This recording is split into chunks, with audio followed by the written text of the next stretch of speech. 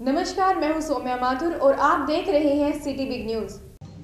भाजपा हिसार लोकसभा क्षेत्र की महत्वपूर्ण बैठक आज सिरसा रोड स्थित जवाला सदन में हिसार जिला अध्यक्ष सुरेंद्र पुनिया की अध्यक्षता में हुई।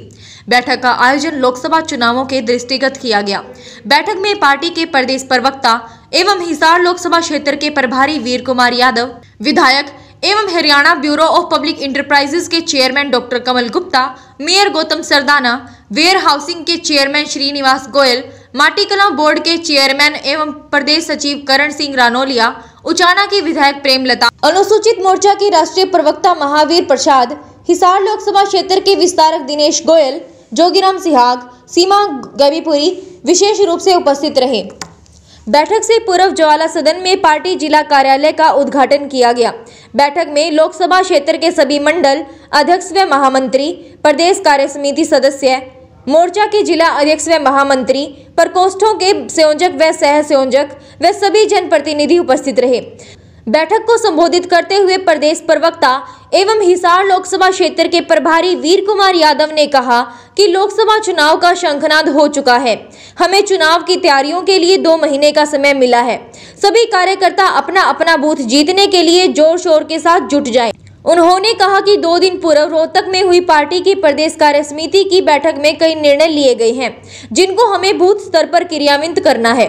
प्रदेश प्रवक्ता ने कहा कि पार्टी की योजना है कि 5-5 शक्ति केंद्रों पर एक प्रमुख तय किया जाना चाहिए। प्रदेश प्रवक्ता ने कहा कि पार्टी की योजना है कि 5-5 शक्ति केंद्रों पर एक प्रमुख तय किया जाना है, जो वार्ड समितियों, बूथ समितियों, पन्ना प्रमुखों तक कार्य योजना को सिरे चढ़ाने का कार्य करेंगे। उन्होंने कहा कि हमारी पार्टी ने हमेशा शुचिता का विशेष ध्यान रखा है, उसी का पालन करते हुए चुनावी खर्च का भार कार्यकर्ता अपने समर्पण भाव से वहन करेंगे। हम इस बात का विचार न करें कि हमारा उम्मीदवार कौन होगा। हमारा उम्मीदवार पहले से ही कमल का फूल है, उसी के लिए हमने वोट मांगने हैं। देखिए, भारतीय जनता पार्टी हिसार लोकसभा को पूरी शिद्दत के साथ चुनाव लड़े, इसकी दृष्टि से कार्यकर्ताओं की लोकसभा स्तर पर आज हमने बैठक बुलाई थी, जिसमें हिसार लोकसभा में आने वाले सभी 9 विधानसभा, उनके मंडल अध्यक्ष, उनके विस्तारक, शक्ति केंद्र प्रमुख पालक सभी को बुलाया है, ताकि हम सब चुनाव में लगें। और इसके लिए 2 कार्यक्रम आज तय किए हैं। पहला कार्यक्रम, क्योंकि चुनाव हमेशा बूथ पर होता है और मेरा बूथ सबसे मजबूत, इस दृष्टि से उस बूथ पर रहने वाले सभी कार्यकर्ताओं में कार्य विभाजन हो। इसके लिए जितने भी वो वोट हैं, वो सब एक पन्ने पर 60 वोट होती हैं, तो एक पन्ने के लिए एक प्रमुख कार्यकर्ता तय किया है, अर्थात पन्ना प्रमुख बनाने हैं। इसी प्रकार से भारतीय जनता पार्टी शुचिता से चुनाव लड़े, किसी प्रकार का भ्रष्टाचार का आरोप हम पर ना लगे, कार्यकर्ताओं को धन संग्रह, हर कार्यकर्ता अपने जेब से कुछ ना कुछ समर्पण निधि देंगे, उसके लिए आज ही हमने तय किया है।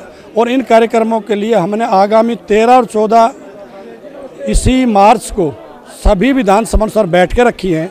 उसमें शक्ति केंद्र हर एक प्रमुख कार्यकर्ता 5-5 शक्ति केंद्रों में जाएंगे, धन संग्रह की दृष्टि से, पन्ना प्रमुख की दृष्टि से। इस नाते से आज ये बैठक बुलाई थी, ताकि कार्य विभाजन हो और हम सब कार्यकर्ताओं काम लगे। और मिशन जो है हमारा, हिसार लोकसभा जीतते हैं, हर बूथ जीते, शक्ति केंद्र जीते, तो इस नाते से आज कार्यकर्ताओं की बैठक थी।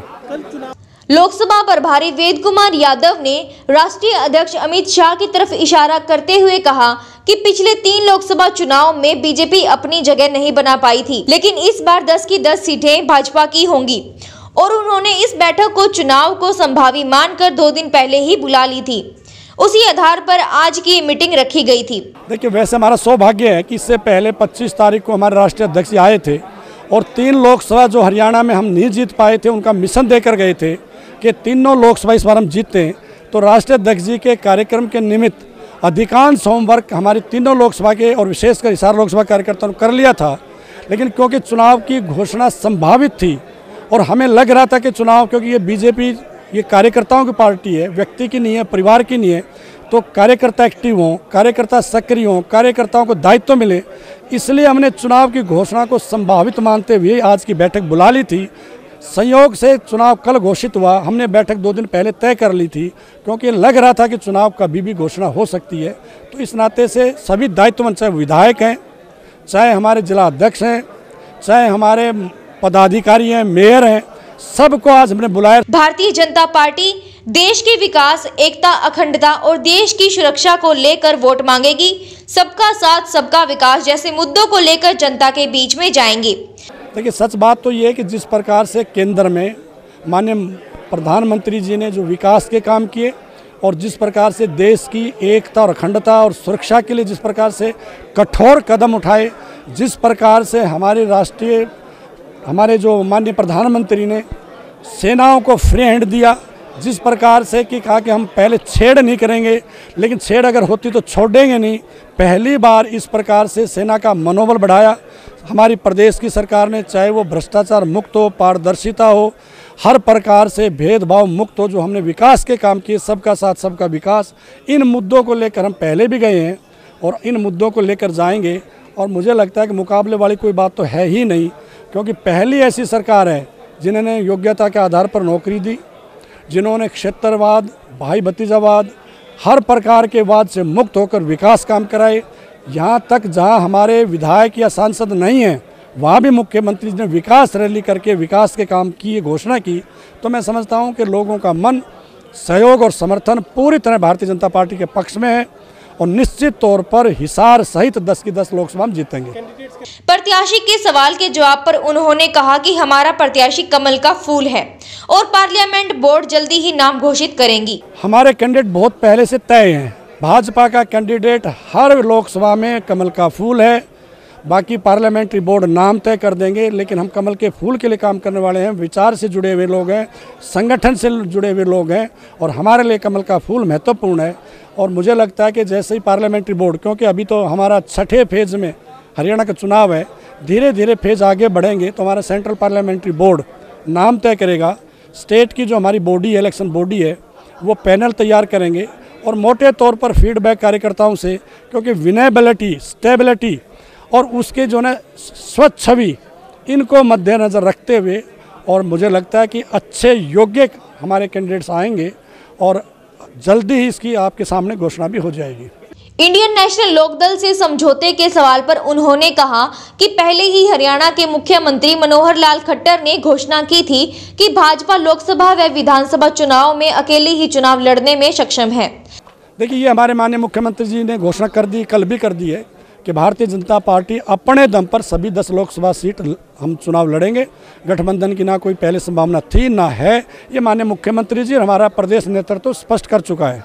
वहीं सिटी बिग न्यूज से खास बातचीत में उन्होंने कहा कि इस बार 10 की 10 सीटें भाजपा की झोली में हैं और उन्होंने चुटकी लेते हुए इंडियन नेशनल लोकदल, जेजेपी व कांग्रेस के बारे में क्या कहा, आइए आपको सुनवाते हैं। सर, आपको क्या लगता है कि हरियाणा में भाजपा कितनी सीटों हासिल करेगी?